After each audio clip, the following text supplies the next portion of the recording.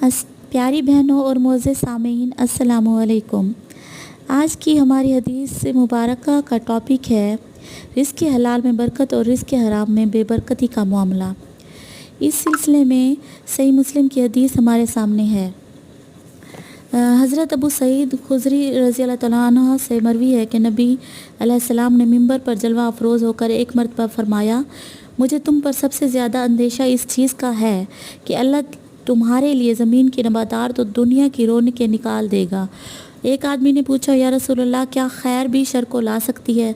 نبی علیہ السلام خاموش رہے حتیٰ کہ ہم نے نبی علیہ السلام پر وحی نازل ہوتے ہوئے دیکھی۔ آپ صلی اللہ علیہ وسلم پر پسینہ اور گھبراہٹ طاری ہو گئی۔ پھر فرمایا، وہ سائل کہاں ہے؟ اس نے عرض کیا، میں یہاں ہوں یا رسول اللہ، اور میرا ارادہ صرف خیر ہی کا تھا۔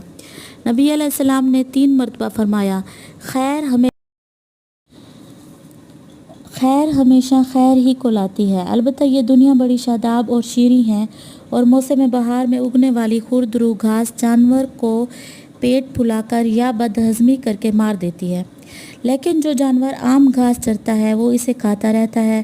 جب اس کی کوکھیں بھر جاتی ہیں تو وہ سورج کے سامنے آ کر لید اور پیشاب کرتا ہے، پھر دوبارہ آ کر کھا لیتا ہے۔ اسی طرح جو شخص مال حاصل کرے اس کے حق کے ساتھ تو اس کے لیے اس میں برکت ڈال دی جاتی ہے، اور جو ناحق اسے پا لیتا ہے اس کے لیے اس میں برکت نہیں ڈالی جاتی، اور وہ اس شخص کی طرح ہوتا ہے جو کھاتا جاتا ہے لیکن سیراب نہ ہو، جو کھاتا جائے لیکن سیراب نہ ہو۔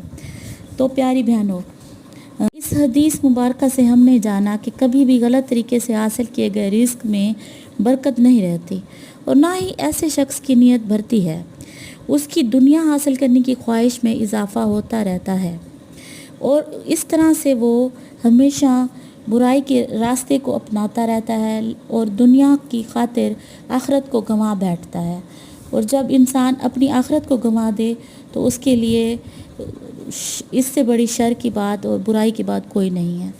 استغفر اللہ، اللہ تعالی ہمیں نیکی کے راستے پہ چلائے، آمین۔